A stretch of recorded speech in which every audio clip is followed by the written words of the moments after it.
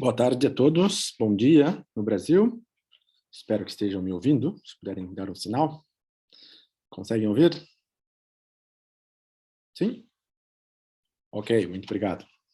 Sempre temos que ficar atento aos instrumentos aqui tecnológicos, mas queria, antes de passar a palavra para o professor Paulo de Brito, que vai fazer a primeira abordagem, só vou introduzir aqui as primeiras palavras, depois eu volto a falar. Mas agradecer, né, a presença de todos e bem, passar a palavra para o professor Paulo de Brito, que é o nosso diretor do Instituto de Investigação, o IDJ, na Universidade Lusófona do Porto, e é coordenador do Future Law desde a edição passada, quando nós lançamos o projeto na Faculdade de Direito e Ciência Política da Universidade Lusófona do Porto, em 2020 para 2021, foi realizado no ano de 2021, e ele já estava conosco. E na primeira edição também participou na Universidade Católica do Porto, também como coordenador de painel, moderador. Então, o professor Paulo de Brito conhece bem esse evento, por isso que eu fico muito contente e alegre em tê-lo como nosso coordenador aqui, também uma pessoa próxima, com quem eu tenho grande confiança, por isso é um prazer compartilhar, né, esse evento. Então, eu vou passar a palavra para o professor Paulo de Brito, ele vai fazer a introdução, depois fala também a professora Caterine, e eu, no final, dou as últimas palavras. Muito obrigado e bem-vindo, professor Paulo. Caros colegas, não sei se estão me conseguindo ouvir. Peraí. Me conseguem ouvir, sim. Então, caros colegas, eu dirijo uma saudação especial de boas-vindas a todos a este congresso organizado pelo Iberojur, o professor Fábio Veiga, que também agora tenho a honra também de ter como colega aqui na Universidade Lusófona do Porto. Uma especial saudação para todos, de boas-vindas. Alguns colegas já tive o gosto de conhecer em edições passadas. Está aqui a minha colega também, a professora Caterine Maia, o professor Gabriel Martín, da Universidade Juan Carlos de Madrid. Um saludo muito especial também para Gabriel Martín, para todos os outros. Será uma sessão muito longa, com grandes apresentações, e, portanto, desejo que aproveitem esta edição e os agradecimentos especiais ao Iberojur, ao meu colega professor Fábio Veiga, por ter conseguido dinamizar um leque tão vasto de participantes de um nível tão elevado. Portanto, bem-vindos e passemos então as palavras ao professor Fábio Veiga. Muito obrigado pela vossa presença. Muito obrigado, professor Paulo. Obrigado pela gentileza também de estar conosco nesse horário. Aqui em Portugal, avisando aos colegas brasileiros, nós acabamos de almoçar, né? Então, ainda estamos digerindo o almoço e talvez um pouco mais lentos, mas vocês que devem entrar no almoço daqui a pouco vão estar a trabalhar bem na hora. Obrigado, professor Paulo Brito, por suas palavras, e sou imensamente honrado, né, tê-lo como colega a partir deste ano, 2021, 2022, que voltei a Portugal. E eu queria, a primeira, né, já que me toca a mim, antes de passar para a professora Caterine, agradecer ao professor Paulo, já agradeci, mas também quero agradecer aos membros do comitê científico, que é representado aqui pela professora Caterine Maia, por ter também dado apoio na avaliação dos trabalhos, né, durante esses últimos 3 a 4 meses que nós estamos com o edital do projeto. Agradecer a nossa equipe de organização, na pessoa primeiro da doutora Thalita, que coordena a equipa, e em nome dela estender a todos os demais, que são muitos, que estão colaborando, estão presentes aqui na sala virtual, e outros estão atentos ao projeto em si, né? Dizer para vocês, pesquisadores, né, dar as boas-vindas à Faculdade de Direito da Universidade Lusófona do Porto, dar as boas-vindas ao Iberojur também, porque nós fazemos um projeto em conjunto, dizer que vocês são bem-vindos nesse evento durante esses 2 dias, que, né, começa hoje. Temos um dia inteiro de trabalho com vários painéis, né, muito interessante, com pessoas com pesquisas muito relevantes.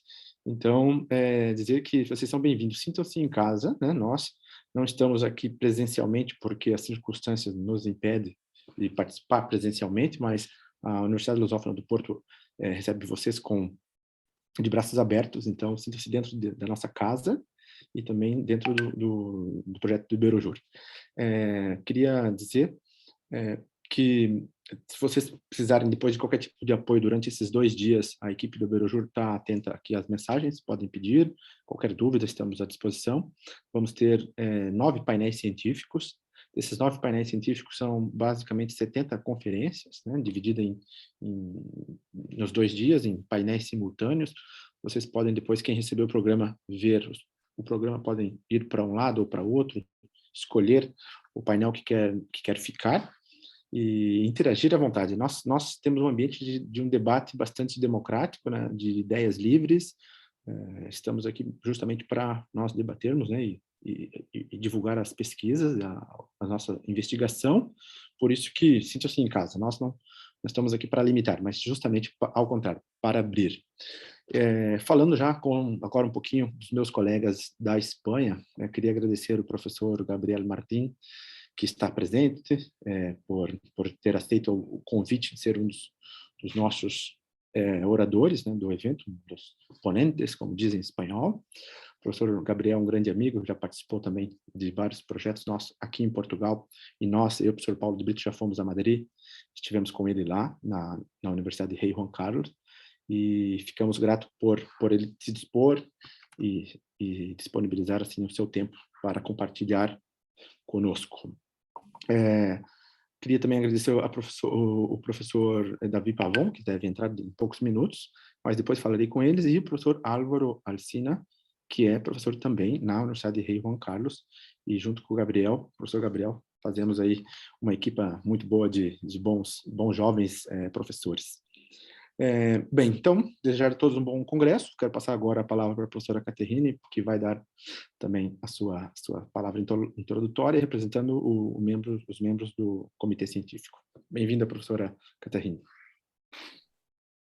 Muito obrigada, professor Fábio Veiga, ilustres colegas, ilustres participantes, senhoras e senhores. É com grande prazer que vou dar aqui as cordiais boas-vindas ao Congresso Internacional sobre o Futuro do Direito, organizado pelo Iberojur e pela Universidade Lusófona do Porto. Esta é já a 3ª edição da Future Law, é sem dúvida um dos destaques anuais das atividades do Iberojur, é algo pelo qual aguardamos com enorme expectativa e algo de que nos recordamos depois com gratidão. Depois, o Future Law tem por objetivo reunir investigadores e professores de alto nível científico e académico e, nesse sentido, conceder lugar a um debate aberto e estimulante, promover a troca e a interação de ideias, bem como difundir e aprimorar o conhecimento jurídico nos vários campos do direito, numa perspectiva virada para o futuro. Mais uma vez, este evento oferece-nos uma vasta gama de abordagem, seja no direito do ambiente, no direito administrativo, no direito tributário e fiscal, no direito empresarial, no direito do trabalho, no direito constitucional, nos direitos fundamentais ou ainda no direito da União. Como o professor Fábio Veiga acabou de dizer, são 9 painéis e 70 conferências em 2 dias. O direito é conjugado no tempo presente, de tal forma que é frequentemente referido como o direito em vigor, ou por outras palavras, o direito vigente. Isto significa que o direito vai reagir a atos do passado, pelo que não está à frente do seu tempo. No entanto, enquanto poder social, governando uma sociedade, o direito desempenha um papel significativo na construção da ordem social, não só de hoje, mas também de amanhã, colmatando as lacunas ou as insuficiências que surgem e evoluindo de acordo com as transformações técnicas e a sociedade que rege. O desenvolvimento de leis de programa, de documentos de planeamento, a elaboração de relatórios de impacto e de outros instrumentos jurídicos visando responder aos desafios do futuro realçam a importância de antecipar novas evoluções. E é precisamente esta abordagem prospectiva que nos oferece o presente evento do Future Law, que espero muito enriquecedor para todas e todos. Senhoras e senhores, estamos muito gratos pela vossa presença aqui, com a intenção de partilharem a experiência deste evento. Muito obrigada e um excelente congresso para todos e todas. Muito obrigado, professora Caterine. Muito obrigado pelas suas palavras. É um prazer enorme ouvi-la e tê-la conosco. Já sabe disso, né? Há poucos dias estivemos juntos num evento presencial ali no Porto, para os jovens investigadores, e depois de 2 anos sem nos vermos pessoalmente, foi a primeira vez e foi uma grande emoção, né? Obrigado por estar aqui no Future Law. Então, em nome da Faculdade de Direito e Ciência Política, em nome do Eurojur, em nome de todos os professores que fazem parte desse projeto, eu queria dizer que a sessão de abertura está feita, né, professor Paulo de Brito? E podemos dar entrada já ao primeiro painel? O que o senhor acha?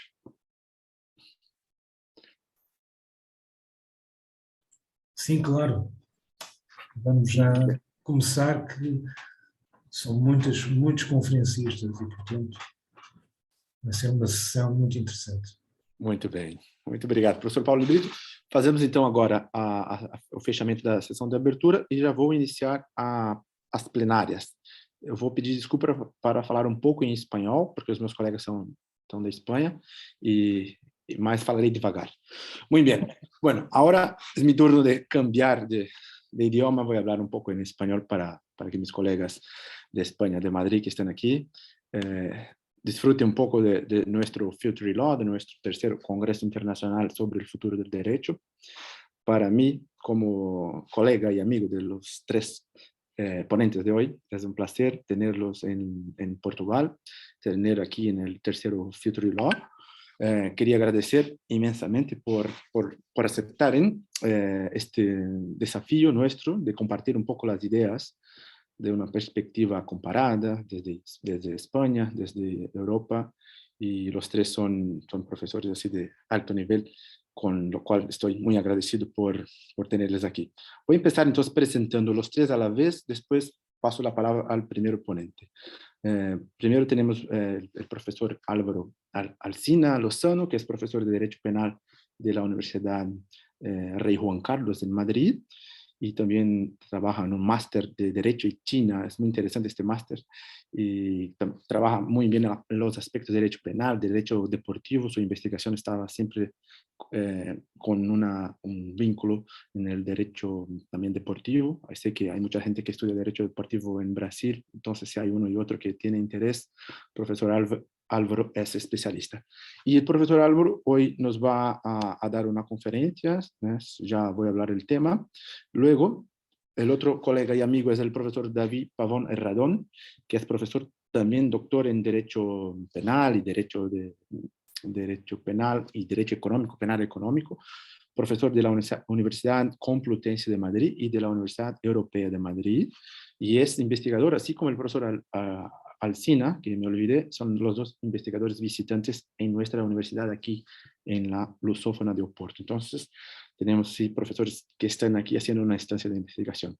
Y bien, ya voy a hablar de los temas, y antes de hablar de los temas, quiero presentar el tercer, que es mi amigo también hace muchos años, más de 6 años nos conocemos, Gabriel Martín Rodríguez, que es profesor de Derecho Internacional de la Universidad Rey Juan Carlos en Madrid, y bien, un gusto tenerle aquí con nosotros. Y bueno, voy a pasar la palabra ahora a Álvaro, porque sé que Álvaro está con un compromiso ahí en Sevilla y tiene que hablar y después salir. Pero bueno, Álvaro, bienvenido, muchas gracias por venir. Esté a gusto con nosotros, estás en casa, ya sabes, por lo tanto tienes la palabra. Bueno, muchísimas gracias, profesor Veiga. Lo primero de todo, agradeceros la invitación tanto a Iberojur como a la Universidad Lusófona de Oporto, en la cual tanto el profesor Pavón como yo estamos muy contentos y muy satisfechos de poder estar investigando allí. Y bueno, pues para no dilatarme mucho y utilizar el tiempo debidamente, quería comentar respecto a la conferencia sobre los delitos de odio, que siguiendo la investigación que estoy realizando allí en la Universidad lusófona y relacionada obviamente con mi tema de investigación, que es el derecho penal del deporte. He querido tratar los delitos de odio y luego centraré la investigación sobre todo y la comunicación en el ámbito del deporte. Y bueno, como ustedes habrán podido ver, la ponencia se titula el delito de odio, o el impulso de la Unión Europea para frenar el delito de odio. Trataré ese ámbito y finalmente concluiré con el delito de odio en el deporte. Lo primero de todo, señalar, antes de nada, agradecer también a poder participar con mi querido compañero y amigo Gabriel Martín, que no se me podía olvidar. Yo siempre estoy encantado de estar con él, además compartimos asignaturas en la propia universidad y es un placer estar con mi amigo y poder compartir una mesa con él.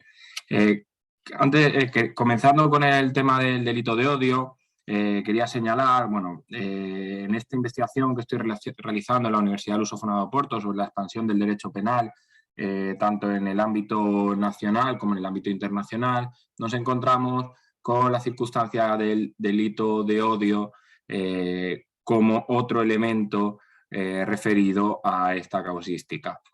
¿Por qué considero que el delito de odio está relacionado con la expansión del derecho penal? Pues en el ámbito español es un delito que se incluye en el Código Penal de manera ya concreta en el artículo 510, en la reforma de 2010, aunque anteriormente también aparecía, pero sobre todo gracias al impulso de la Unión Europea con la decisión marco de 2008 relacionada con el racismo, la xenofobia en el ámbito de la Unión, ¿no? Todas estas circunstancias discriminatorias que obligan al legislador español a modificar el Código Penal, ¿no? Este tema, y por ello digo que está relacionado con la expansión del derecho penal, con delitos socioeconómicos que luego explicará el profesor David Pavón, con los delitos relacionados en el ámbito deportivo y muchos otros, viene por varias circunstancias que tratan autores tan importantes en ambos lados del océano. Lo conocerán también en Brasil, en Paraguay, en Chile, porque trabaja mucho allí, que es el profesor Silva Sánchez, el catedrático Silva Sánchez, relacionado con, lo primero, esa preocupación social por cualquier circunstancia que pueda originar un peligro para la sociedad, ¿no? Como puede ser estas manifestaciones de odio, además de la excesiva administrativización de cualquier circunstancia que ocurra y el uso de los medios de las redes sociales como instrumento peligroso, ¿no? Bueno, pues en esas tres vías podríamos tratar esta expansión del derecho penal, ¿no? Y por lo tanto el delito de odio, que muchos autores no están de acuerdo con regularlo dentro de un delito de código penal, pues infringe también o puede llegar a infringir un precepto constitucional español y también obviamente del Consejo de Europa y de la propia Unión Europea, como es la libertad de expresión, ¿no? Estaría fluyendo en ese ámbito, ¿no? Por un lado, encontramos la libertad de expresión, ¿no? Es decir, cualquier manifestación que pueda realizar cualquier ciudadano en su ámbito público y privado, y por otro lado, esas manifestaciones que pueden incitar a la violencia, ¿no? Y sobre todo es ahí donde se ha regulado el delito de odio. Toda manifestación que pueda incitar a la violencia o que pueda generar violencia sobre un colectivo o una persona. ¿De acuerdo? Todo en ese ámbito es donde la Unión Europea quiso tratar, sobre todo la Unión Europea entró en el racismo y la xenofobia, pero luego el Código Penal español incluyó cualquier colectivo. Por ejemplo, una circunstancia polémica que han tratado varios autores es si, por ejemplo, podría existir un delito de odio contra un grupo neonazi que son los primeros que están incitando al odio, ¿no? Es decir, si en este caso encontraríamos también el propio delito de odio. Y por lo tanto, en esta utilización excesiva del derecho penal, porque el delito de odio se regula en el Código Penal de 1 a 3 años, aplicando su mitad superior, es decir, de 2 a 3 años en el caso del uso de redes sociales, es lo que a mí me ha llevado a investigar si se podría utilizar otras herramientas. Ya conocerán ustedes que en la política criminal no solo encontramos el derecho penal como herramienta para poder acabar con un delito o para poder prevenir el delito, ¿no? Sino que el derecho penal se basa en el principio de intervención mínima y por lo tanto es la última herramienta que tiene que utilizar el Estado para poder frenar un delito, ¿no? Sino que tiene que utilizar muchas otras. Obviamente, la primera de ellas estaría relacionada con la educación, pero también podemos utilizar otras sanciones de carácter administrativo que, por ejemplo, aparecían en la Ley de Seguridad Ciudadana, conocida como la Ley Mordaza. Y en este ámbito es donde vamos a centrar en esta expansión del derecho penal y vamos a hacer una diferenciación entre los delitos de odio y las sanciones relacionadas con el odio en el ámbito deportivo. Voy a hacer un análisis para que ustedes puedan valorar si es necesario aplicar el delito de odio o, por el contrario, es mucho más racional aplicar una sanción administrativa.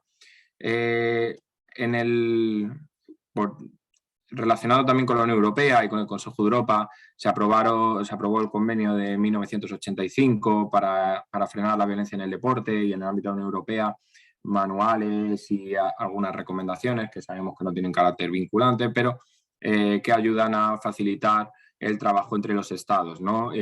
Frenando la violencia en el deporte. Y una de las grandes manifestaciones de violencia en el deporte en la actualidad no son los ultras que agreden a jugadores, como ha ocurrido hace poco en el campo del Sevilla, o los ultras que agreden a otros ultras, sino la gran manifestación de violencia que encontramos en la actualidad es en las redes sociales. No sé qué ha pasado. Bueno, si ustedes siguen en las redes sociales o el deporte, en cada partido de fútbol, baloncesto o cualquier competición deportiva encontramos miles de tweets relacionados con ella y según los estudios que han podido hacer, por ejemplo, en España, una de las emisoras más prestigiosas, que es la cadena SER, el 30% de los mensajes contenían un mensaje violento, ¿no? Bueno, pues en ese sentido habrá que analizar el mensaje violento, que lo que provocó que el legislador en la Ley Antiviolencia de 2007 incluyese también las manifestaciones relacionadas con un acontecimiento deportivo en medios telemáticos, con una sanción administrativa muy grave de 2 a 5 años de prohibición de entrada a un estadio deportivo y una multa superior a 60.000 euros. Digo, para que ya vayamos centrando el marco, ¿no? Frente al delito de odio, donde vemos que solo será una pena de prisión de 2 a 3 años porque se ha realizado en el ámbito de las redes sociales, ¿no? Y la pregunta que podríamos tratar en este caso es si es necesario aplicar por un mensaje, ya sea en un tuit, por ejemplo, que son 140 caracteres, ¿no? Manifestando un odio hacia un tercero o hacia un colectivo, si es necesario aplicar esa pena de prisión que ya obligaría, entre comillas, obligaría a esa persona a tener que entrar en prisión, o por el contrario, sería más eficiente aplicar una sanción administrativa con una pena de multa considerable como son 60.000 euros, ¿no? Hay un caso muy, muy conocido, que es el caso de un seguidor del Atlético de Madrid, que manifestó que era necesario acabar con muchos más seguidores del Deportivo de La Coruña después de que ultras del Atlético de Madrid matasen a un ultra del Deportivo de La Coruña. Y por lo tanto, la Comisión Antiviolencia, que es la encargada de proponer sanciones, propuso una sanción muy grave porque entendió que ese mensaje estaba relacionado con un acontecimiento deportivo, puesto que esa muerte se produjo una hora antes del comienzo del Atlético de Madrid y Deportivo de La Coruña, y propuso una sanción muy grave que la Secretaría de Estado validó, y bueno, pues este sujeto recurrió considerando que entraba dentro de su ámbito de la libertad de expresión. Obviamente la Audiencia Nacional no lo consideró así y le sancionó, como he dicho, con una pena de inhabilitación de 2 años, una pena de prohibición de entrada de 2 años a cualquier recinto deportivo, ya da igual que sea profesional que amateur, no tenía la prohibición de entrar en un recinto deportivo, y además esa sanción. Obviamente que ustedes estaban pensando que esta sanción no solucionaría el problema, porque este sujeto puede seguir poniendo mensajes con contenido violento en redes sociales, ¿no? Incitando al odio. Sí, puede ser, pero bueno, yo creo que es una sanción ejemplificadora que puede evitar que haya un comportamiento de esa índole, ¿no? Frente a un delito o frente a una condena penal mucho más grave y que posiblemente no solucione el problema, ¿no? Tenemos que pensar y tendríamos que empezar otra vez a recordar esas primeras lecciones de Derecho Penal 1 o de Derecho Penal General que nos daban nuestros maestros, en los que nos explicaba el uso y la razón de la prisión, ¿no? La razón de la prisión es para, o por lo menos desde mi punto de vista y como yo lo considero, para los elementos más peligrosos y un poco para resarcir a la sociedad, ¿no? Y porque un sujeto haya puesto un mensaje totalmente reprochable desde el punto de vista social, ¿no? Es decir, incitar al odio a cualquier persona o a cualquier grupo y que cree eso un clima de hostilidad, que es lo que razona el artículo 510, no consideramos que sea necesario la aplicación del delito cuando por los instrumentos de política criminal, en este caso en el ámbito de la violencia del deporte, encontramos la sanción administrativa como mucho más útil, o por lo menos en la investigación que he realizado lo hemos encontrado como mucho más útil, porque además tendríamos que entrar en otro apartado importante y creo que aquí todos los que trabajen en la abogacía lo van a compartir conmigo, la lentitud de la justicia. Haciendo la investigación respecto a casos concretos, hemos podido comprobar que, bueno, en el caso que les he comentado referido al seguidor del Atlético de Madrid, tardó desde el momento en que realizó la acción hasta el último recurso ante la Audiencia Nacional y resolverlo, se tardó un plazo de 3 años. Bueno, es un plazo considerable, obviamente, pero en los delitos el plazo es mucho mayor. Obviamente que condenar a una persona 4 o 5 años después no sería muy, muy racional, ¿no? Entre los recursos, etc., etc., etc., no tendría mucha razón de ser. Y por lo tanto, en este sentido, tenemos que estar de acuerdo también con la utilización del derecho penal para este ámbito. Por el contrario, también encontramos circunstancias que no facilitan la utilización del derecho administrativo, ¿no? O puede ser que muchos de ustedes consideren que el derecho administrativo no cubre, ¿no? Como esa presunción de inocencia, ¿no? En la sanción administrativa. Que además, si no recuerdo mal, la última vez que estuve, la última vez que estuvimos participando con otros profesores en la Universidad Lusófona, pero en el campus de Lisboa, estuvimos tratando este tema, referido a esa presunción de inocencia que parece que en el ámbito administrativo se rompe frente al ámbito penal, ¿no? Es decir, demostrar ya la Comisión Antiviolencia directamente, solo con un informe emitido, sancionó, sin haber preguntado, sin recibir alegaciones, etc., etc., etc. Y por lo tanto, en ese aspecto es verdad que el derecho administrativo protege menos a la persona que el derecho penal. Y bueno, ese puede ser el punto contrario a la utilización del derecho administrativo. Pero si pensamos desde un punto de vista racional y con el objetivo primordial que tenemos todos los investigadores, yo creo que en el ámbito del derecho penal, que es prevenir el delito y el uso racional de la prisión, que en este momento, y por eso se habla de esa expansión del derecho penal, no es racional, penas excesivas, un número excesivo de delitos que se pueden solucionar en ámbito administrativo, consideramos que para el ámbito deportivo, la violencia en el deporte, siempre y cuando no haya o no haya dañado, no haya lesionado un bien jurídico como puede ser la integridad física o la vida, ¿no? Tampoco debemos hacer o tratar de utilizar en exceso el derecho penal, ¿no? Y bueno, pues en estas líneas, en estos 15 minutos que llevo, es lo que he querido explicarles esta investigación que estoy llevando a cabo en la Universidad Lusófona, con ya la base que traía de la Universidad Rey Juan Carlos referida a esta expansión del derecho penal. Concretamente quiero centrarlo hoy en los delitos de odio y analizar cómo estaba la perspectiva deportiva. Yo en este sentido creo que sería razonable por parte de los legisladores, ya no solo del legislador español, sino del legislador europeo y también del legislador portugués y brasileño, analizar hacia la deriva que está tomando el derecho penal y si tenemos otros instrumentos de política criminal que podrían solucionar muchos problemas que en este momento están superando la barrera del derecho penal y por lo tanto el principio de mínima intervención se está rompiendo. Fabio, no sé si de tiempo voy bien, ya Bien. para no extenderme mucho más y dejar tiempo a mis dos compañeros, os quiero agradecer muchísimo la invitación, os deseo lo mejor en este congreso y espero que sea un éxito, como veo, del número de participantes y quedo a vuestra disposición para cualquier consideración que quieran hacerme. Muchísimas gracias.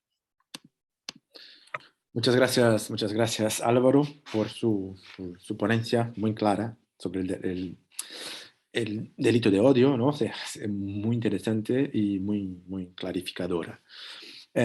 Bueno, ahora para no perdernos ni tiempo, porque estamos en un evento online, las cosas tienen que ser muy reguladas.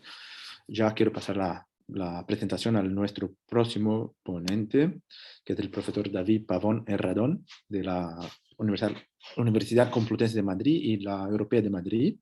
También es investigador visitante aquí en la Universidad Lusófona de Oporto.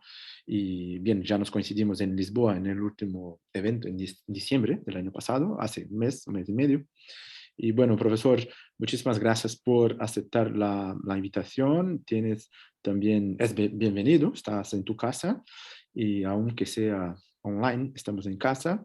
Y bien, tu ponencia tiene el tema de la legitimidad del derecho penal en la tipificación de los delitos, reflexiones de presente y futuro, especial referencia a los delitos societarios y los delitos contra el mercado y los consumidores. Bienvenido, tienes la palabra y bienvenido otra vez. Muy bien, muchas gracias. Gracias, Fabio. Lo primero, muchísimas gracias por la invitación, tanto a Iberoyur como a la Universidad Lusófona, donde la verdad que es un placer estar haciendo este trabajo y además estoy muy satisfecho hoy y doy muchas gracias por la invitación porque me pasa un poco como al profesor Álvaro Alsina, ¿no? Lo que voy a comentar hoy es un poco continuación de lo que pudimos comentar, ¿verdad?, en Lisboa el 10 de diciembre. Es verdad que en aquel momento pues entramos poco, ¿no?, en profundidad, estábamos planteando las cuestiones. Yo he avanzado un poco y para mí es bastante satisfactorio ver que efectivamente la cosa empieza a dar sus frutos, ¿no? Todos los que nos dedicamos a esto, pues yo creo que sí. Y además es algo que especialmente me hace ilusión porque se corresponde mucho y muy bien con el Congreso. Con el Congreso, por supuesto, la enhorabuena por su celebración, pero este tercer Congreso para mí encaja muy bien porque estamos hablando del futuro del derecho, ¿no?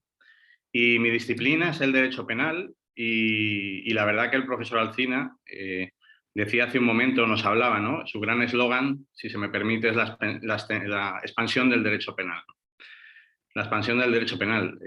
Claro, el derecho penal, fundamentalmente, y yo creo que retomando un poco donde dejé la cuestión en mi anterior intervención, sobre todo para los que no estuvieron presentes se pueden familiarizar, ¿no?, en ese primer seminario de doctorado, ¿verdad?, que se celebró allí en la universidad, ¿no? Yo en aquel momento hablaba del principio de mínima intervención en el derecho penal y cómo efectivamente sucedía que de alguna manera el legislador, en cierta medida lo que estaba haciendo, al menos con el Código Penal español, pero creo que es algo común, que está ocurriendo con carácter general, lo que hacía era utilizar con demasiada, si se me permite la expresión, frivolidad, una legislación que en principio es bastante grave en cuanto que las consecuencias jurídicas que se derivan para el infractor pues son muy graves. Lógicamente, el derecho penal no está pensado como una herramienta de castigo, no está pensado como una herramienta de venganza. Desde luego que lo fue muchos siglos atrás, pero desde luego hoy no lo es. Y eso se conjuga muy bien con lo que dice el profesor Álvaro Alsina. Es decir, tenemos otras ramas del derecho el derecho administrativo, el derecho mercantil, el derecho laboral. Hay muchas ramas del ordenamiento jurídico que tienen perfecta respuesta para proteger perfectamente pues, los intereses más importantes. En definitiva, no podemos olvidar que el derecho, en general, no es más que las limitaciones que nos autoimponemos para poder vivir en sociedad, ¿no? Y vivir en libertad y en plenitud de derechos. ¿Qué ocurre? Yo, en aquella oportunidad en Lisboa, pues la verdad que abordaba la cuestión señalando que en derecho penal el principio de mínima intervención parecía que en ocasiones se rompía. Sabemos que el derecho penal debe ser la última ratio, sabemos que el derecho penal responde también a un principio, que es el principio de fragmentariedad, ¿verdad? Eso significa que solo frente a los ataques más graves, a los bienes jurídicos más importantes, se puede actuar. Ejemplos los hay muchos donde no ocurre. Por ejemplo, en nuestro Código Penal español, el delito fiscal solo es penalmente relevante si el defraudador defrauda 120.000 euros. De tal manera que si no defrauda 120.000 euros, pues el derecho penal pues no interviene. Eso es el principio de fragmentariedad. No se trata solo de atacar los bienes jurídicos más importantes, sino que los ataques jurídicos más importantes sufren lesiones y a veces son graves y a veces no tanto. Y cuando no son tanto, entonces el derecho penal debe abstenerse de actuar, porque en este caso, por la vía del derecho administrativo / tributario, pues tenemos una solución perfecta para reconducir, digamos, el interés del erario público. Bien, en aquella intervención, vuelvo a referirme a ella, del 10 de diciembre, yo hablaba de que un ejemplo muy claro donde esto no sucedía era en los delitos societarios. En el Código Penal español existen en el momento actual 5 delitos que se producen en el ámbito societario, digamos que se producen en su seno. Y bueno, no voy a hablar de nuevo sobre aquello porque no me parece coherente repetir una exposición ya hecha, pero por mínimamente sí referirme que de esos 5 delitos, claramente al menos existen 2 en los que parece carecer de sentido que el derecho penal intervenga. En concreto son los que nuestro ordenamiento regula en el artículo 291 y 292 en el Código Penal español y que se refiere simplemente a la adopción de acuerdos abusivos en las empresas. El primero de ellos, ¿no? Adopción de acuerdos abusivos. ¿Y qué es un acuerdo abusivo, según el Código Penal español? Pues es un acuerdo que beneficia a la mayoría, que es quien lo adopta, que perjudica a la minoría, que es la que se ve sometida a la decisión porque es minoría, pero además que a la sociedad en la que se produce esa decisión no le supone ningún beneficio. Digamos que es un acuerdo realmente donde los únicos beneficiados son quienes los acuerdan.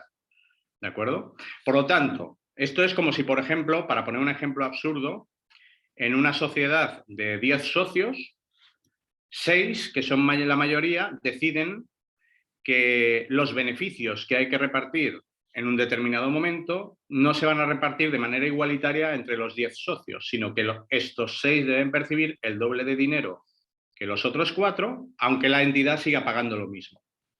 Bueno, pues eso es claramente un ejemplo de un acuerdo social que no beneficia a la entidad y sí a un grupo de socios.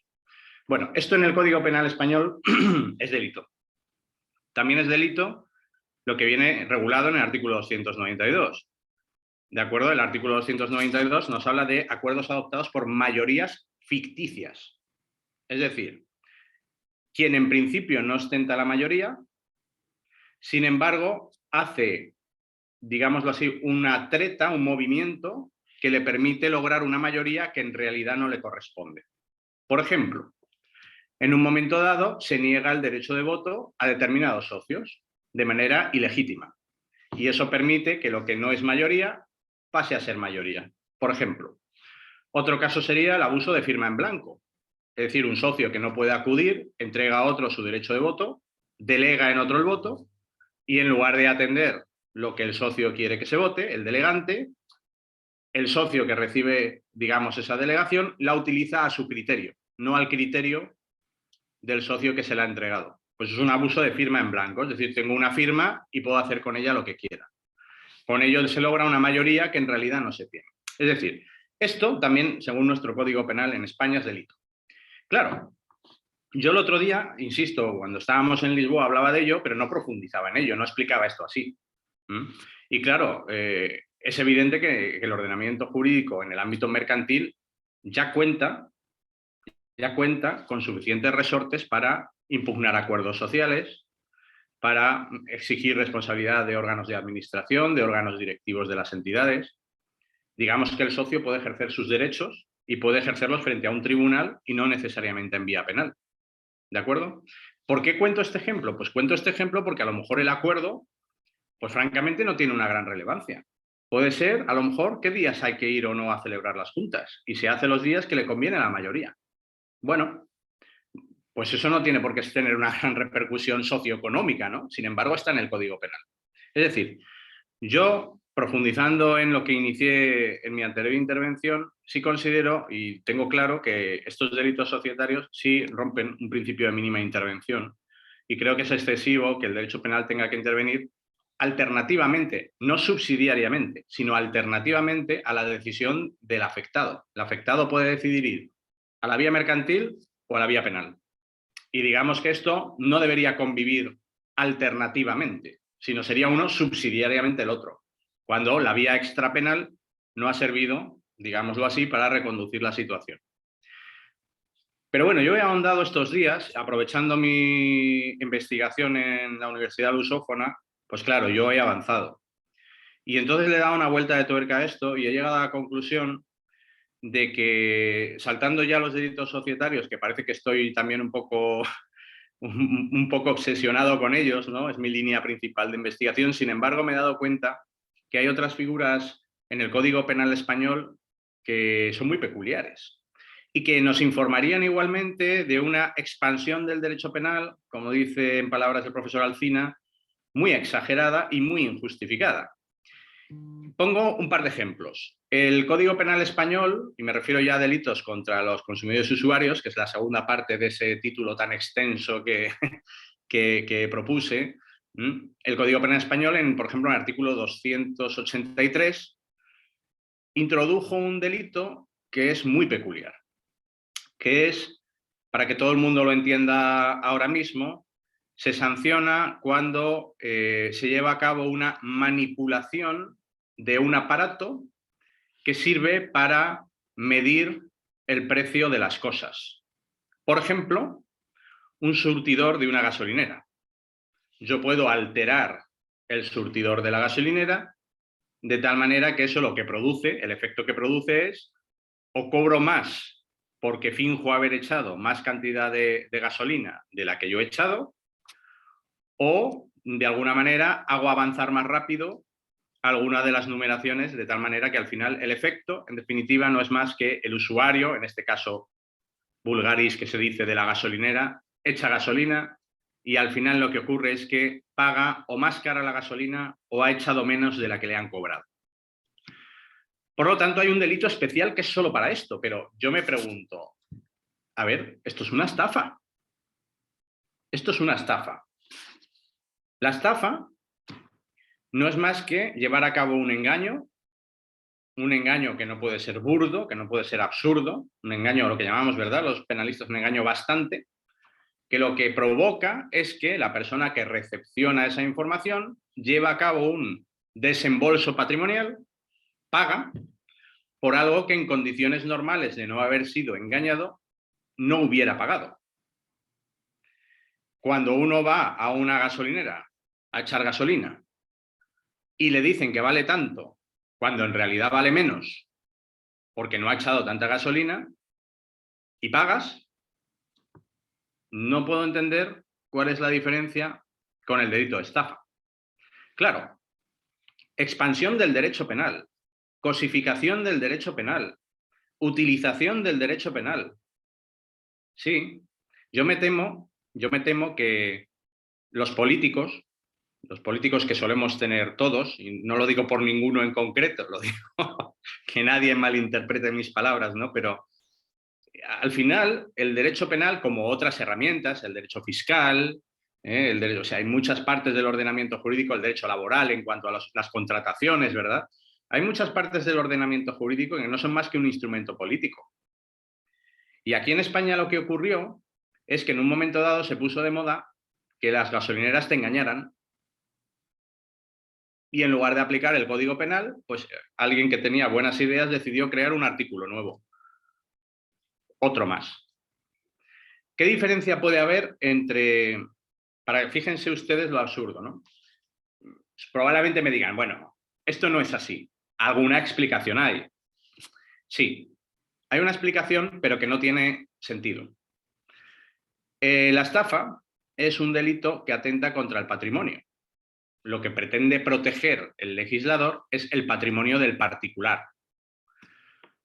En el delito de defraudación por uso de este tipo de máquinas para alterar el precio, lo que se pretende proteger son los derechos de los consumidores. Pero claro, tenemos un problema. Tenemos un problema. Si aceptamos que no se protege el patrimonio, entonces hay dos delitos. Uno, porque yo soy un consumidor al que han engañado, y otro, porque me falta mi dinero. Luego yo tengo que usar dos delitos para conseguir la satisfacción de mi derecho. Otra posibilidad es, bueno, a ver, es que el delito de estafa es un delito de naturaleza individual. Le preocupa al individuo. Lo que se sanciona es por perjudicar a alguien. Mientras que el derecho en la gasolinera, digamos, en el engaño de la gasolinera, no se pretende proteger a ese señor porque le falte dinero. Lo que no puede ser es que a los consumidores les engañen. Luego no es un delito individual, es un delito colectivo. Es un delito que afecta a la colectividad, es supraindividual. Bien, puede ser, pero no me soluciona el problema. No me lo soluciona, es decir, yo tendré que seguir diciendo que conmigo se ha cometido un delito como usuario y otro como particular al que le falta dinero. Pero es que hay más. Hay más. Y es que, claro, podemos aceptar que hay delitos que atentan contra los derechos de los consumidores. Sí. Pero entonces ahora cojamos el delito por excelencia que en el Código Penal español afecta a los consumidores, que es la publicidad fraudulenta. Publicidad fraudulenta. Artículo 282, 282 del Código Penal español. ¿Qué dice este artículo? Más o menos. Pues que, para decirlo muy sencillamente, ¿no? Se comete publicidad fraudulenta cuando el distribuidor, productor, fabricante de un producto, en el etiquetado o características del mismo, le atribuye características falsas que no tiene, o de alguna manera, pues atribuye una serie de, bueno, ¿cómo decirlo? Como defectos de ese producto que no se van a dar. Es decir, para que todo el mundo me entienda, yo es como si digo que vendo un zumo que cura el cáncer. ¿Vale? Y además, bueno, pues lo digo, lo etiqueto y lo pongo a la venta. ¿Qué pasa? Pues que eso es una publicidad falsa, porque el producto no tiene esas propiedades. Casi seguro, ojalá no, pero no las tiene. Y fíjense lo que ocurre. Se supone que eso es un delito contra los consumidores porque atenta contra el derecho al consumidor. Y yo me pregunto, ¿cuál es el derecho al consumidor? El derecho a recibir una información correcta, cierta, fiel, fidedigna. El derecho a que no me mienta. Pero claro, si me lo llevo al delito de estafa para poder reclamar la parte que me corresponde como particular que he pagado ese zumo, resulta que me van a decir que el engaño es burdo. Que quién se cree que es posible que con un zumo se cure el cáncer. Luego, yo no tengo derecho a reclamar porque no es estafa. Entonces, ¿qué ocurre? Es muy gracioso cómo los derechos de los consumidores, dicho en general, tienen una sobreprotección porque aunque sea algo burdo, algo absurdo, sin embargo, daña el derecho del consumidor. O sea, el mero hecho de que alguien ponga una etiqueta con algo falso en un producto supone un delito, aunque lo que ponga sea una tontería. En mi opinión, el derecho al consumidor hay que protegerlo, pero hay que protegerlo cuando corresponde en vía penal. Y cuando no corresponde en vía penal hay métodos de control de la publicidad, ¿verdad? De buenas prácticas, de naturaleza administrativa, donde se pueden tomar medidas correctoras, sancionadoras, multas, ¿verdad que sí? Pero ¿por qué va a ser un delito penado con prisión?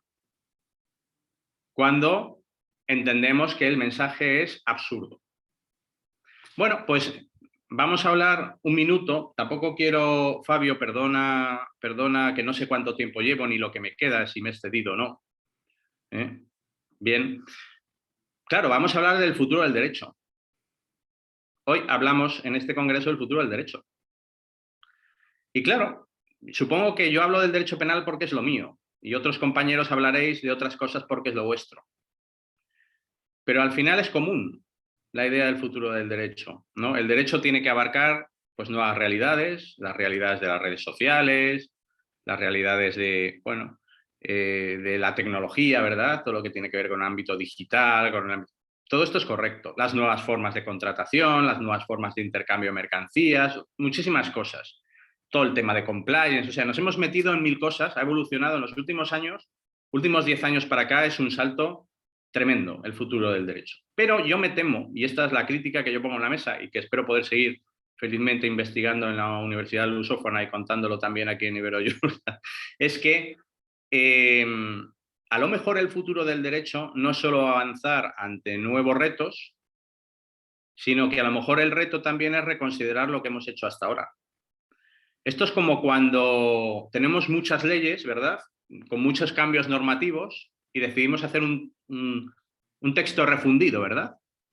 A copiar toda la legislación de muchos años, como ordenarla, sistematizarla y dotarle de sentido.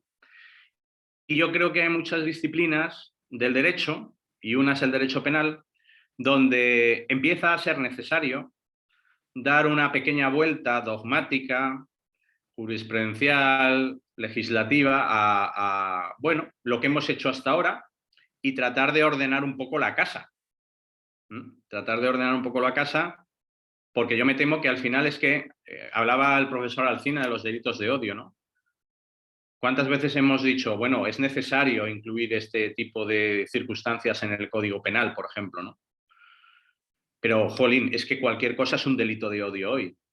Cualquier cosa que uno diga puede llegar a constituir un delito de odio, ¿no? Entonces, es necesario, pero también es necesario acotar y es necesario tener claro lo que sí y lo que no. Hay una cosa que no me puedo resistir, ya que está el profesor Alsina aquí y que me ha inspirado, me ha venido el Espíritu Santo ahora mismo, yo que soy católico, me acaba de llegar, y es una idea para él que es buena y que es buena compartirla, ¿no? Y es en el ámbito deportivo, la corrupción en el deporte, el fair play, todo esto que está muy de moda, esta expansión del derecho penal, este futuro del derecho penal, pues resulta que hablaba el otro día yo con un compañero donde me decía que en el ámbito deportivo el tema de las lesiones, ¿no? Entre deportistas, ¿no? La responsabilidad que pueda tener un deportista, ¿no? Por la lesión que provoca a otro. Y me decía que, claro, que hay un ámbito de riesgo permitido, que existen teorías como la del caso fortuito, existen teorías como la consuetudinaria o la legítimo ejercicio de un derecho u oficio, o sea, como muchas justificaciones para que un señor, para que todo el mundo me entienda, de un equipo de fútbol que le provoca una lesión a otro jugador de otro equipo de fútbol, no pudiera responder por un delito de lesiones. Pero claro, se me ocurrió, ahí lo lanzo, querido Álvaro, espero que cojas el guante. ¿Y qué pasa si un jugador lesiona a otro para adulterar el resultado del encuentro? No para lesionarle, sino para adulterar el resultado del encuentro. ¿Eso es un delito de corrupción en los negocios? ¿Corrupción entre particulares? 282 bis 4 del Código Penal Español. Eso es el futuro del derecho, es decir, pensar que muchas cosas que se producen en nuestro entorno o pueden ya estar respondidas ejemplo de la gasolinera. O puede ser absurdo tratar de incluirlas porque son derechos perfectamente tutelables fuera de, por ejemplo, en mi caso, el ámbito penal. O realmente hay soluciones jurídicas, que no sé si esta que acabo de decir para el profesor Alcina tiene sentido o no, habría que pensarlo, ¿no? Pero ahí la dejo. Pues a lo mejor son soluciones que permiten responsabilizar a un jugador no por la lesión, sino por el efecto que provoca la lesión de cara a la adulteración, ¿verdad?, de ese resultado. Bueno, el futuro del derecho, en definitiva, está aquí, y este congreso yo quiero dar la enhorabuena a Fabio personalmente, y desde luego a Iberojur y la Universidad Lusófona también, porque me parece un lugar de encuentro, de debate, y yo, vamos, muy contento de poder expresar mis ideas y muy feliz, y gracias por la invitación. Lo voy a dejar aquí, sobre todo pues para dar turno también a nuestro querido Gabriel Martín, que hace tiempo que no lo veo en persona, pero que está igual que siempre. Así que nada, muchas gracias a todos y quedo a disposición para cualquier duda. Muchas gracias, profesor David Pavón. Muy bien, de la exposición y de mucha claridad. Sabes que este tema es un tema que si estuviéramos aquí debatiendo, mucha gente iba a tener gusto de debatir, ¿no? Pero tenemos que pasar ahora al profesor Gabriel Martín, porque al final, si nos sobra un poco de tiempo, vamos a debatir, porque es la intención, ¿no? Hay unas preguntas ya aquí, y bien, después haremos un tiempo. Todavía tenemos 45 minutos total del panel. Si Gabriel está por ahí, ya voy a invitarle a entrar, a activar la cámara y presentar a Gabriel. Gabriel Martín Rodríguez es profesor de la Universidad Rey Juan Carlos, profesor de Derecho Internacional, y va a hablar hoy de un tema muy actual, que estamos aquí en Europa, ¿no? Un tema relevante del derecho internacional, la Unión Europea y el derecho internacional ante el conflicto de Ucrania y Rusia. Pues entonces muy actual el tema. Y bien, Gabriel, no sé si nos escucha, porque desde aquí donde estoy solo veo tu nombre, por favor. Creo que fue algún sitio y ya vuelve. Pero bueno, mientras Gabriel vuelve, hay un tema, una pregunta tanto para David cuanto a Álvaro, ¿no? Que es la pregunta de la doctora Rosemary Sotomayor, que pregunta, en el ámbito administrativo, ¿cómo es posible garantizar, ¿no?, la presunción de inocencia si es diferente del derecho penal? O sea, ¿cómo sería? Más o menos, yo lo entiendo así, ¿no? ¿Cómo sería esta distinción? Yo había visto la pregunta, que justo ya sabes que me tengo que ir en breve porque me toca cuidar a mi hija, y es esto de la conciliación familiar, ¿no? Los viernes, que también sería un tema muy interesante y que espero que en el panel del derecho laboral se trate, porque también es una parte del futuro del derecho, ¿no? Cómo conciliar la vida familiar con la vida profesional. Y bueno, esta pregunta me gustaría también que David la complementase, porque David es abogado y seguro que hay cosas que yo me puedo dejar, ¿no? Y iba a contestar por el chat porque, claro, partiendo de la base que en el derecho tenemos una fase de instrucción en la cual se tiene que dar una serie de indicios para poder considerar que hay delito y luego llevar al juicio y demostrar con pruebas que hay ese delito. En el ámbito administrativo no encontramos esto.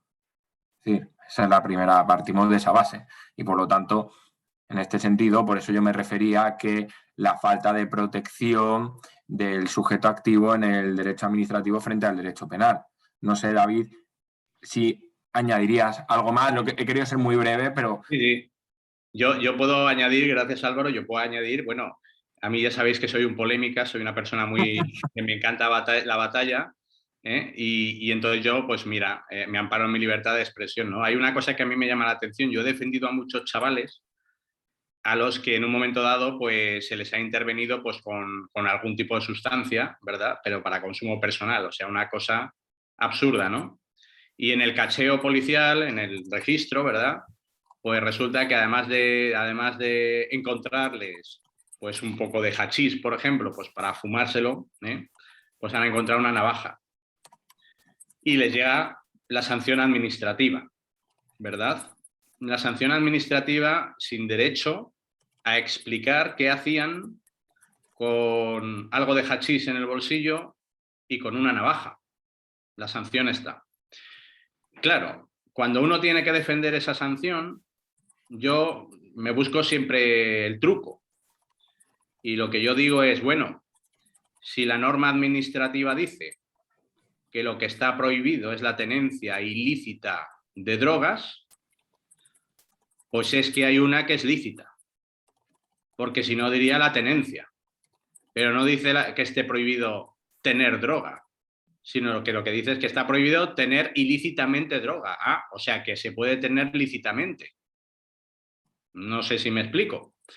Y entonces, ¿qué ocurre? Que uno alega en su recurso a la sanción que el chaval lo ha comprado y se va a su casa a consumirlo, que no hay exhibición pública y que no hay riesgo para la salud pública. Y que, por lo tanto, no hay razón para la sanción administrativa, ¿verdad? Bueno, pues la sanción no la quitan. La sanción se impone. Ahora, si nos fuéramos al ámbito penal por un delito de tráfico de drogas, donde la tenencia de drogas constituye delito, por supuesto en una cantidad superior, como todo el mundo podemos figurarnos, ¿no? A la de la sanción administrativa. Pero claro, y yo argumento lo mismo, a mi cliente le absuelven. Porque el tipo penal es muy claro. Hay que poner en riesgo la salud pública. Y el hecho de que yo lleve en el bolsillo una cantidad propia para mi consumo, adecuada en cantidad para mi consumo, no pone en riesgo la salud pública si no la exhibo o si no la consumo en la calle. Por lo tanto, no hay delito. Y entonces ahora la pregunta es al revés. ¿Cómo es posible que hablemos de que el derecho penal interviene cuando no debe y sin embargo ahora lo hace bien? O sea, ahora es al revés. Lo que yo he dicho hace un rato ahora es lo contrario. Ahora es un principio de máxima intervención del derecho administrativo. Bueno, es que a lo mejor el derecho administrativo también excede su intervención. Y a lo mejor hay situaciones en las que el derecho administrativo no debería sancionar. No debería sancionar. Ah, ¿y la navaja para qué era? Para cortar la droga. Claro. Bueno, pues esto penalmente está justificado. Administrativamente no está justificado. Y entonces, igual que podemos concluir que sí que hay presunción de inocencia en el ámbito penal y que hay que acreditar el tipo penal para la sanción, en el ámbito administrativo hay una presunción de culpabilidad, hay una presunción de ejecutividad de los actos administrativos y, por lo tanto, la sanción se impone. ¿Cuál es la razón de la imposición de la sanción? Yo no lo sé. Supongo que es una modalidad de impuestos. Y no es que esté de acuerdo con el consumo de drogas, pero me imagino que es una manera de recaudar, porque es que no tiene sentido. No tiene sentido, ¿no? Bueno, no sé si responde a un poco a la pregunta, pero desde luego la conclusión sería el principio de intervención mínima en el derecho administrativo no existe. Eso sí, para no meter en la cárcel a un señor que defrauda 100.000 euros no se le mete. 100.000 euros. No, pero es que puedo poner, perdón Fabio, porque no sé si es excesivo mi intervención, no sé si está Gabriel. Sí, Gabriel todavía no llegó. Pues me viene muy bien, porque me voy a desquitar, con permiso de los asistentes. En el Código Penal Español hay una cosa que es ya el cúmulo de lo maravilloso. Y es que el delito de tráfico de drogas prevé una sanción muy leve, muy baja, para el caso en el que la cantidad de droga hallada en una persona, la que en el cacheo se le encuentra, y atendiendo a sus circunstancias personales, una persona a lo mejor con pocos recursos, etcétera, se le puede imponer una pena muy baja, muy baja.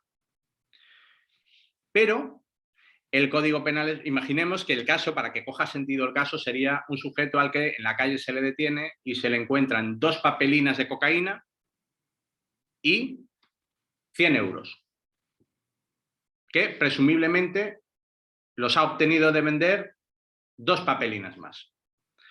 A este señor le van a acusar de un delito de tráfico de drogas, que probablemente si es un señor con pocos recursos y por la escasa entidad de la droga que lleva encima, le van a imponer una sanción muy mínima, que ni siquiera le va a llevar a prisión. Pero por los 100 euros que lleva en el bolsillo, es un delito de blanqueo de capitales, en virtud del cual, como procede de un delito previo, que es el tráfico de drogas, es un tipo agravado y que le puede suponer nada más y nada menos que incluso 3 años, casi 4 años de prisión. Es decir, somos capaces de mandar a casa a alguien con droga en el bolsillo, pero por llevar 100 euros de haberla vendido, no digo por el daño a la salud, sino por introducir en el mercado dinero que procede de un delito, le corresponderían casi 4 años de prisión. Yo no lo entiendo. Es decir, el futuro del derecho es, primera pata, lo que viene, las tecnologías, las redes sociales. La otra pata, lo que tenemos hecho. ¿Qué hemos hecho hasta ahora? Hay mucho trabajo que hacer hacia atrás. Mucho. Hay mucho que limpiar o mucho que reflexionar. Yo no soy tampoco una autoridad, quiero decir.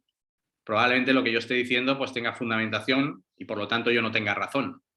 Pero yo estudio Derecho y a mí se me ocurren estas cosas. Y a mí lo que me gustaría es que a la gente no solo se le ocurriera cosas interesantes como la inteligencia artificial, lógicamente, pero también cosas tan raras como que un señor, por llevar 100 euros en un bolsillo, cuyo atentado a la salud pública ha sido mínimo, se me puede entender lo que quiero decir, pues resulta que va a ir 4 años a prisión. Muy raro. Todo esto es muy raro. Muy bien. Sí, sí, muchas gracias, profesor Pavón. Es una excelente reflexión. Yo no soy del derecho penal, pero hice prácticas en la Fiscalía Federal en Brasil. Y yo ¿no? Vivía en una ciudad de frontera, Iguazú, que debes conocer. Y pasaba mucho también de gente traer contrabando desde Paraguay a Brasil, y eran pocas cosas, ¿no? O sea, compras que el límite, si no me acuerdo, en aquel entonces eran $300 para traer la mercancía. Y la gente traía $1,000, o 5,000, 3,000, depende de cosas, pero mucha gente traía muchas cosas.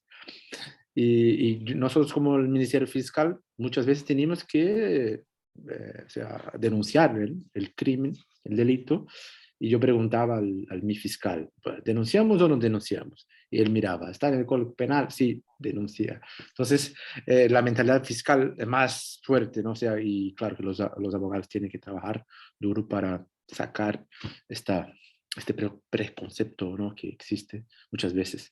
Y el juzgador, el juez, tiene un trabajo para entender también. Por eso es importante, si nosotros aquí en el mundo académico, debatir, ¿no? Temas así, que son temas importantes en la vida práctica, en nuestra vida del día a día, porque es de aquí que nacen las ideas y que podamos después aplicarlas en el mundo, en la sociedad, ¿no? Entonces, muchas gracias a ti y a Álvaro, que fueron ahí fenomenales, como dicen en España, con vuestro trabajo e investigación aquí en la Lusófona de Oporto. Y bien, quería agradecer los dos. No sé si se pasó algo a Gabriel, porque Gabriel salió o no, o sea, no está más aquí con nosotros en el aula virtual. Esa es la diferencia. Si fuera físico, no, nosotros le agarraríamos y no saliría, ¿no? Pero está aquí. Y bien, si no vuelve Gabriel, vamos a hacer una pausa hasta las 16:15 en Portugal, o sea, media hora de pausa, que nos falta media hora para terminar este panel, y después, dentro de media hora, empezaremos los demás paneles científicos de la tarde, ¿no? El panel 1 es el 1, ou seja, voltarei a falar português, desculpa. O painel número 1 será aqui nessa sala que nós estamos, ou seja, não precisam sair dessa sala, só desligar a câmera e os microfones durante 30 minutos, né, até nós voltarmos.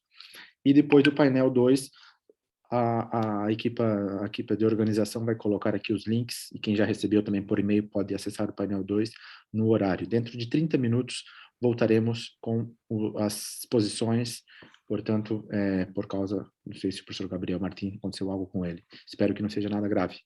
E muito obrigado por enquanto, um saludo a Álvaro e a David, e nos vemos muito pronto, espero que aqui outra vez em Oporto, presencialmente. Gracias, Álvaro. Muchísimas gracias. Fuerte abrazo. Gracias. Hasta logo. Un abrazo a todos. Gracias. Obrigada. Obrigado. Vamos fechar então a sala, assim, vamos deixar a sala aberta e esperemos 30 minutos, tá bem? Porque deve ter pessoas que também chegam no horário para fazer as apresentações. Muito obrigado. Até já. Obrigado, professor Paulo, professora Catarina. Obrigada, até já. Até já.